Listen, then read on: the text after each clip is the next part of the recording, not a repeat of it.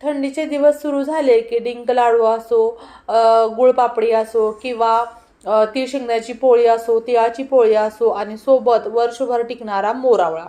पण तुम्ही कधी विचार केलाय का, सर्वजणच मोरावळा नाहीत खाऊ शकत. ज्यांना डायबिटीज आहे, ज्यांना डाएट करायचा असतो किंवा ज्यांना वेट लॉस करायचं असतं, अशा लोकांसाठी थोडंसं ते त्रासदायक ठरू शकतं. तुम्ही एक जरी आवळा खाल्ला तर त्याचे व्हिटॅमिन सी सोबत तुम्हाला भरपूर शुगर तुमच्या पोटामध्ये जाऊ शकते आणि त्याचा तुम्हाला त्रास होऊ शकतो.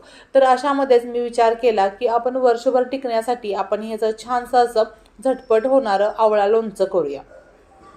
हे लोणचं फक्त अर्धा तासामध्ये होतं. तुम्हाला सोबत त्या मिरचीचा सुद्धा मी वापर केलेला आहे, त्यामुळे तिखट आणि आंबट अशी ह्याची टेस्ट तयार होते. याचा डिटेल व्हिडिओ मी स्वाद रेसिपी चॅनलवरती ऑलरेडी अपलोड केलेला आहे.